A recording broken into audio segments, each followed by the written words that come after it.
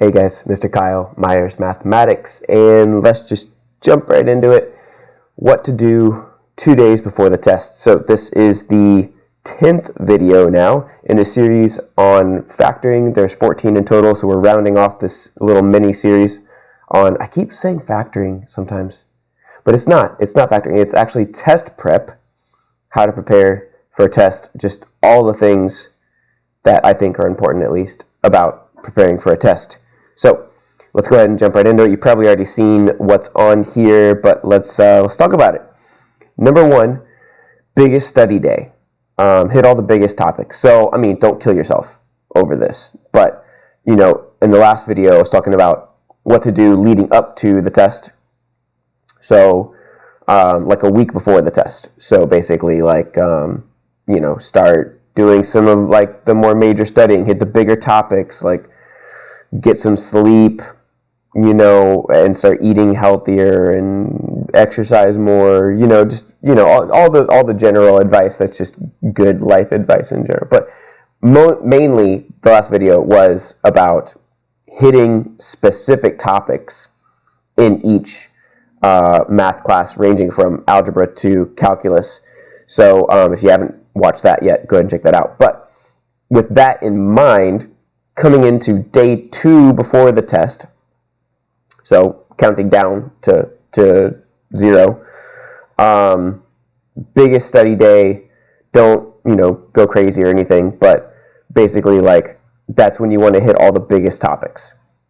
That's when you want to look at all of the biggest topics, go over each and every one of them, and practice, memorizing certain things within those topics if you need to, like definitions and things like that, like formulas that won't be on the formula sheet. Links in the description below, by the way, of all the previous videos, but basically if you want to know what formulas are going to be on the formula sheet, that's an important thing to know. You should ask your teacher about that, and I have another video on all the things you need to ask your teacher in the description below. And then just putting things into practice, the memorizing, the hacking the multiple choice, those are all videos that I've already done on this series, so check those out. That brings me to number 2. Practice all those things. You want to memorize really efficiently, the things that you really do need to just straight up memorize, and then other things just know. Things that are, more fun to just kind of know instead of just memorize per se. And there's like a line there for sure, but what you want to do is you want to use smart studying, and that's kind of what the previous videos were about, is smart studying, with the exception of the last video, which is starting this rounding off this series on chronologically what you should do. So do all the things, study a lot. You can even stay up late if you want. I don't recommend all-nighters. I think it's fun to be oh yeah, I pulled an all-nighter. But definitely don't do that the day before the test. If you absolutely need the social gratification of telling your buddies the next day that you pulled an all-nighter, go for it, because it's 2 days before the test, but you better get some good sleep the next day, for sure. But definitely not recommended. You just want to, just sleep is important. So, but get a lot of good studying done, hit all the main topics, really do some practice problems within all the main topics and things like that.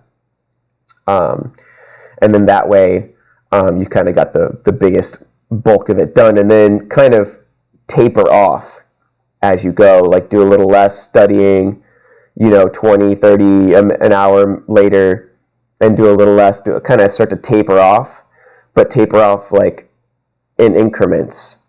So if you wait 30 minutes before you go back and look over your notes and do some more practice and things like that, then next wait an hour. And all of that is in the video on how to memorize things. So I won't talk too much more about that. Check out that video. Number 3, just really dig in deep. You really want to try to get some good quality, this is this, the quadratic formula. Okay, let's do that. Let's just knock out some problems with that. Negative b plus or minus square root of, look it up, Google quadratic formula worksheet, and then type in CUTA, K-U-T-A, or something like that. That way you can get that free worksheet with all the answers in it and stuff on using the quadratic formula. Just really go for it. But step 4, you really want to set a designated stop time, like a hard stop. Like, I'm not going to study past, let's say, like 10 or 11, maybe. Depends on how early you have to wake up the next day to like go to school or whatever you're doing the next day. So yeah, I would just say like set a designated start time, preferably during the day before things close. That way you can reach step 5 and you can treat yourself to a reward. So a very productive thing that you can do that's also kind of a treat yourself, but also is like kind of a diligent / thing to do, is to go buy the snacks that you can have for the test, assuming that you can have snacks on the test, or like some sort of drink or something. Now, I wouldn't recommend unhealthy stuff, like don't bring Slim Jims and soda into your test. That would be a terrible idea. Or like if you don't normally have a lot of caffeine and you get like a 3-shot espresso something from Starbucks or Dunkin' or something like that, that's not a good idea either. If you're not used to really downing that much caffeine, really nobody should regularly down 3 shots of espresso a day. I think that's not a healthy way to live life. But anyways, treat yourself after you've done the heavy, just really like, and limit it. I mean, it doesn't have to be a long time. So when I say like, really memorize and practice and do all the things to study for the test, do all of that in a relatively short amount of time. I mean, within like 4 to 5 hours, maybe, no more than 4 to 5 hours. And even within those 4 to 5 hours, like set up break times. But really like maximize on that time. Like, don't be on your phone.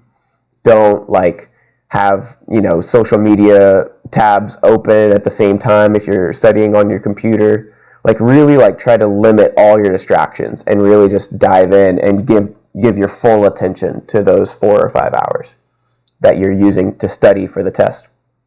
But have a designated stop time and then go treat yourself.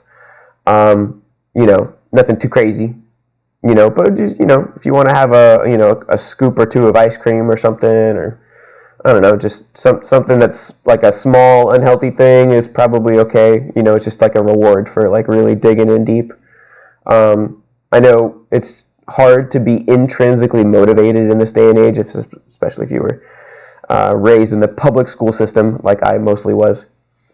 But you were, most likely, if you are watching this video, it's very likely that you were in public school at one point or another. And so, you were extrinsically motivated, especially by elementary teachers. They really like to be like, oh, you did such a great job. Here's some candy. Or here's a sticker. Or whatever. You're extrinsically motivated. You're like, oh, so like I need to be enticed to learn things? Because really, when you're really little, you're intrinsically motivated. You're just so enthralled by learning new things because everything is so new and fresh and exciting.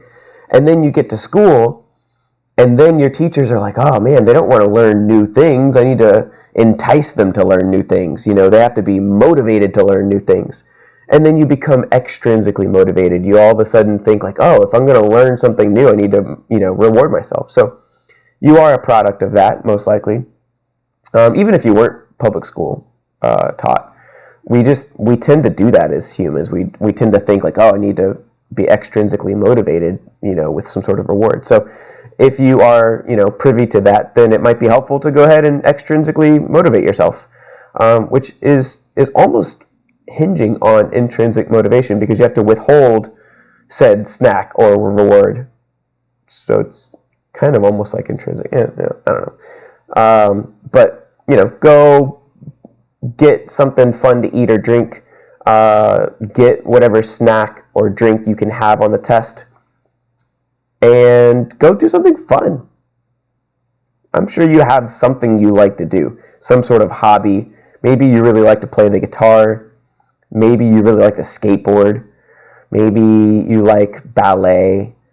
Or karate or something, everybody has a certain something or a group of somethings. Shoot, maybe you just like to play video games, just play some Call of Duty mobile or something.